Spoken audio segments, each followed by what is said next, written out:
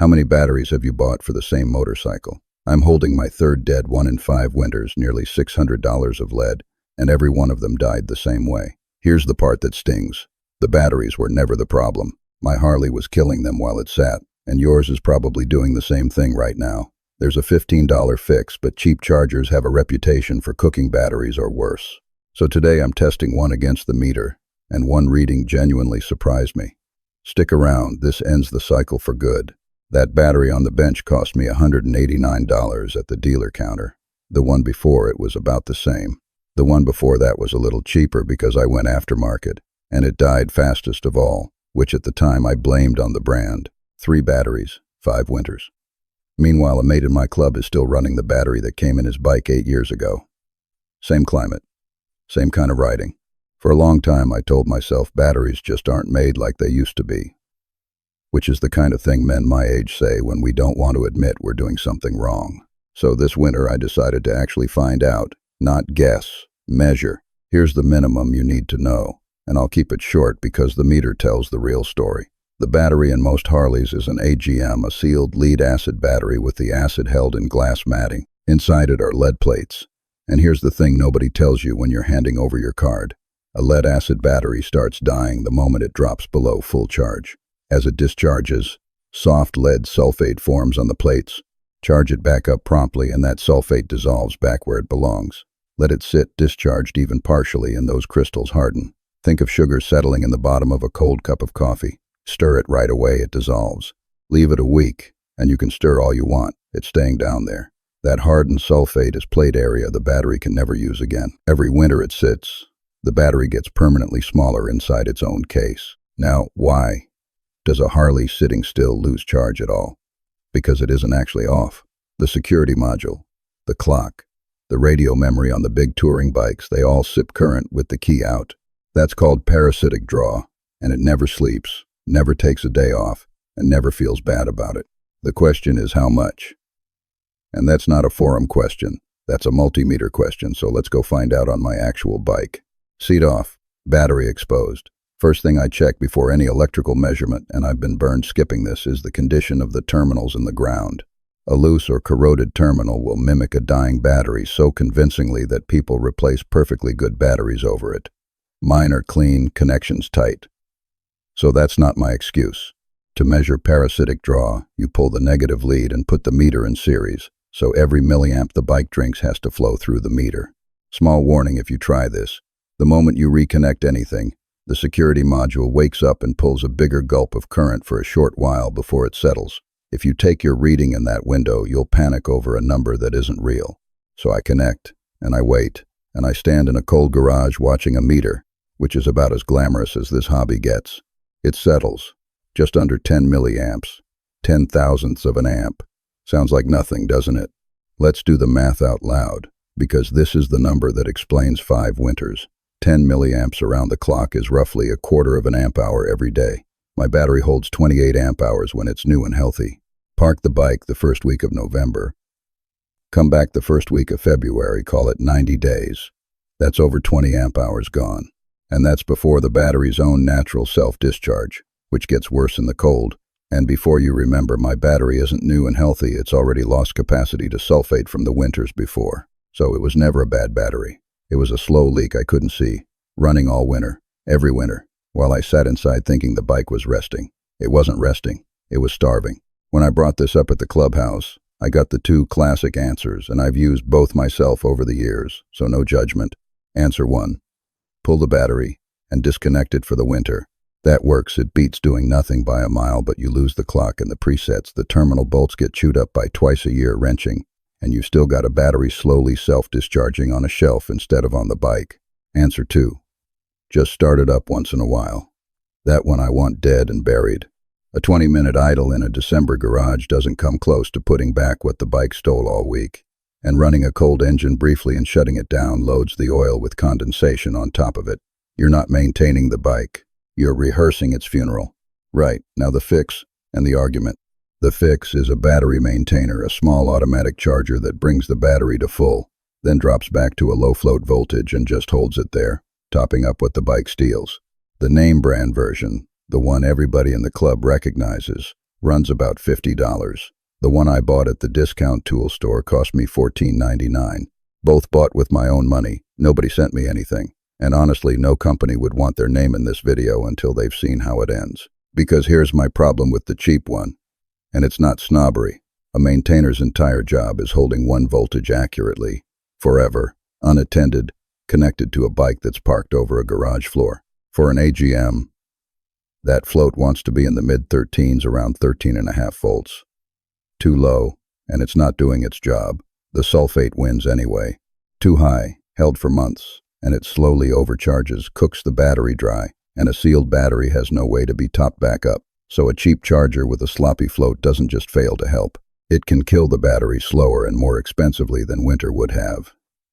That's what the $15 question actually is. Not, does it light up? But can it hold a number? So before this thing spends one unsupervised night in my garage, it goes on the bench against the meter, next to the $50 unit, and they both get judged by the same rules. Does it charge at a sensible voltage?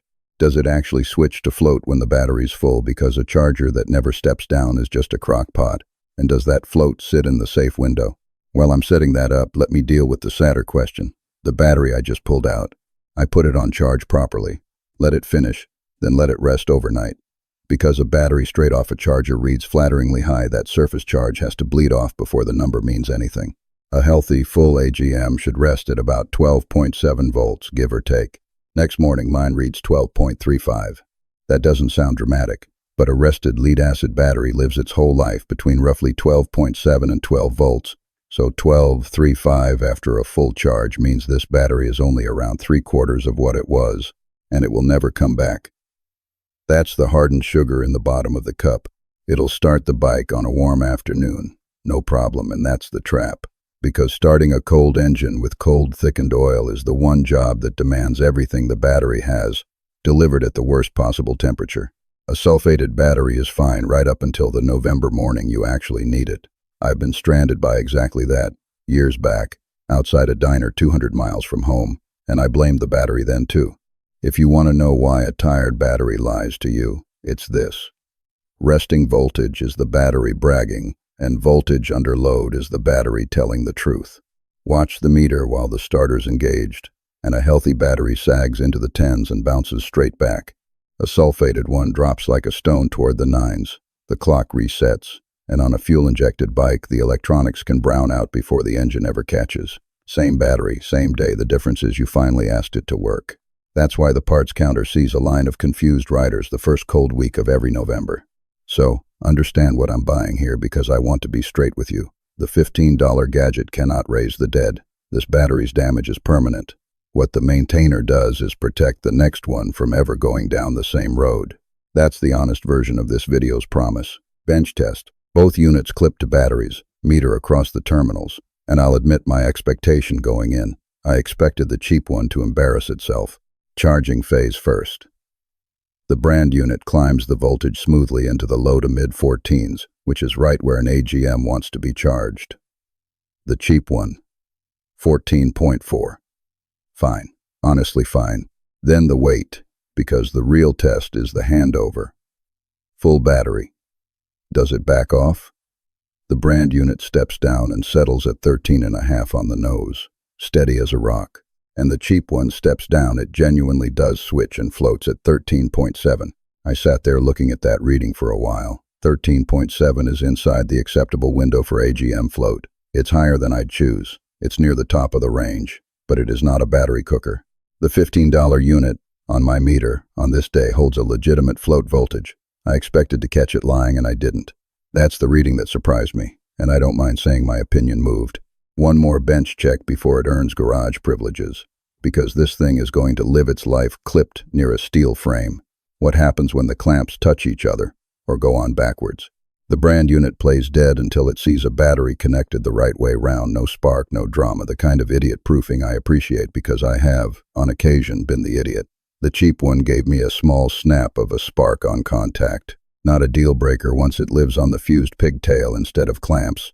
That risk mostly disappears, but it tells you which corners got cut, the safety corners, not the voltage corners. Worth knowing before you clip anything onto a battery that's been sitting in a closed garage. Because a charging battery vents hydrogen. Lit up. Minute of air. Then connect. Costs nothing. But, and this is where 30 years of cheap tools talks, the voltage was never the whole story. Put the two units side by side in your hands, and you feel where the $35 went. The brand unit's leads are thicker and stay bendable in a cold garage. The cheap one's insulation goes stiff as fence wire below freezing. The brand unit status lights tell you exactly what mode it's in. The cheap one has basically one light that changes color, and I found myself squinting at it wondering whether sort of amber meant charging or a problem. When something's going to run unattended for 3 months, knowing what it's doing at a glance is worth actual money. So, cheap unit passes the meter test, loses the trust test on points. An hour on a bench isn't a winter though. The only way to finish this is to put it on the bike and walk away for weeks, which is exactly what I did. If you're enjoying watching a man argue with a $15 box, a like or a subscribe helps more than you'd think. Right installation. The smart way to run a maintainer isn't dragging clamps under the seat every time. Both units come with a pigtail, a short fused lead that bolts to the battery permanently and ends in a little weatherproof plug you tuck somewhere reachable. Bolt it on once, and forever after. Plugging the bike in takes 5 seconds, and that matters more than it sounds. Because the real enemy of this whole plan isn't voltage. It's laziness in February. Any step that requires taking the seat off will quietly stop happening, I know myself. Fitting it is a 10-minute job with 2 rules that actually matter. Rule 1. Battery work order. Disconnect the negative first, reconnect it last. So if your wrench slips against the frame, you're not writing your name in sparks across a battery that vents hydrogen. Eye protection. No exceptions. Battery acid and eyes have a short, ugly history. Rule 2. And this is the one people botch. Routing. That pigtail has to reach the outside world without touching the exhaust, without getting pinched under the seat pan, and with the fuse holder left accessible. Route it sloppy, and you've traded a dead battery for a melted lead shorting against the frame, a genuinely worse problem than the one you started with. Mine tucks out under the left side cover, ring terminals snugged on the battery bolts. Snug, not hero tight. Those little terminal bolts strip if you lean on them, and that's a miserable little repair. New battery in, yes, I bought one more. Hopefully the last one this decade buys pigtail fitted, cheap maintainer plugged in, and then the hardest part of the whole job, leaving it alone. 5 weeks it sat, through a cold snap that put frost on the inside of the garage windows. And I'll confess the reversal I didn't see coming. The $15 unit was never the weak point. I was. Twice in those 5 weeks I moved the bike, and both times I caught myself hours later realizing I hadn't plugged it back in. The gadget does its job every single second it's connected. The habit is the actual product you're buying, and no store sells it. If plugging in every time sounds like something you'll skip, spend your $15 on something else, because this only works when it's boringly, permanently routine. One more honesty note. The cheap unit lived in a garage that never went much below the 20s. If your bike winters outside under a cover in real cold, I can't promise you the same behavior from a budget unit, and that stiff lead insulation I mentioned suggests it wasn't designed with you in mind. While it sat, I gave it the once-a-month check I'm now preaching. Coffee in one hand, meter in the other. Unplug, let the battery rest a few minutes, read it. 12.7 territory. All is well. Go back inside. 12.4. The battery's down around 3/4. And something needs looking at the maintainer. The plug. The fuse. The outlet. Low 12s. Stop trusting the gadget and find out why. Because a maintainer that has quietly died is exactly as useful as the wall it's plugged into. 30 seconds a month. That's the entire discipline. Both times I checked, mine sat right where it should, and the little light for all my complaining was telling the truth. Morning of the test. Cold enough to see my breath in the garage, which is exactly the condition that killed 3 batteries. Unplug the maintainer. Let the battery rest an hour off the float so the number's honest. Meter on. 12.68 volts. After 5 weeks parked, on a security-equipped bike that I measured stealing 10 milliamps around the clock, the battery is effectively full. My old routine would have had it sagging into the low 12s by now, quietly growing crystals. Thumb the starter. It doesn't churn. It cracks off like it's July. That hard, instant spin fires on what feels like the second revolution. And I know starting isn't proof of everything. So while it warms, I put the meter across the battery with the engine running. Mid-14s at a fast idle. which says the bike's own charging system is healthy, and this whole mess really was about sitting, not riding. The old battery, for the record, went on the cheap maintainer for a week on the bench as a last kindness, rested voltage after. Still, 12.35. Dead where it stood, exactly as expected. It'll live out its days starting the lawn tractor. The damage sulfate does is a one-way street, and no $15 box changes that. Never put one of these on a cracked or frozen battery, and if your bike runs a lithium battery, Stop Lithium needs its own charger with the right profile, and a lead acid float can ruin it or worse. So let's settle up, because I promised you numbers. Maintainer, $14.99, pigtail, included in the box. The multimeter I used is a $20 tool if you don't own one, and you should. It's the most reusable $20 in motorcycling. Total, call it $35 even if you're starting from nothing. $15 if you already own a meter. Against that, $189 per battery, times the 1 battery per winter or 2 habit I was funding. Even one saved battery pays for a dozen of these things. The $50 brand unit, its float was tidier, its leads and lights are better, and if the extra $35 buys you confidence while it runs unattended for months, that's a fair trade, and I won't argue with anyone who makes it. But on the evidence of my meter, the cheap one is doing the job. Fairness to the trade, because I won't be one of these guys who calls every shop a racket. A dealer selling you a battery isn't cheating you. They're solving the problem you brought them, with a warranty, on the day you're stranded. The thing is, battery replacement was never the fix. It was the subscription. Prices on all of this vary by country and by the year you're watching, but the ratio won't. The prevention costs less than 1/10 of the cure, every time. Difficulty, honestly, this is the easiest job I have ever put in front of a camera. No skill. 10 minutes of hands-on work, kneeling on cold concrete exactly once. The hardest stage wasn't mechanical at all, it was believing the diagnosis. Because your bike is slowly eating its own battery is invisible until you put a meter on it. The forgiving mistakes, a slightly sloppy float voltage, an ugly cable tuck. The unforgiving ones, bad routing against a hot pipe, clamping any maintainer to a damaged or frozen battery, or putting a lead acid charger on lithium.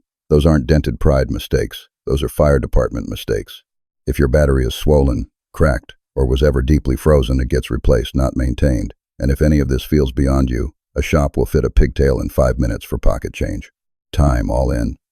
One evening with the meter finding the draw. One evening on the bench playing referee between 2 chargers. 10 minutes fitting the pigtail. 5 seconds a night forever after. 30 seconds a month checking. The 5 weeks of waiting cost me nothing but patience. Set that against one dead battery morning, which eats half a day all by itself, and that's if there's no tow involved. Who should do this? Every single rider whose bike sits more than 2 weeks, which in my club is everybody with a day job and everybody north of the snow line. What would I do differently? Only the timing. I'd have done it 15 years and roughly $1,000 ago. The habit that keeps this fault from ever coming back costs 5 seconds. Park it, plug it in every time, and once a month in winter walk out with your coffee and check the light. I'll put the meter on it again come spring and tell you if the story changes. Because 5 good weeks is evidence, not eternity. So stop killing your Harley's battery. One $15 thing? Yes.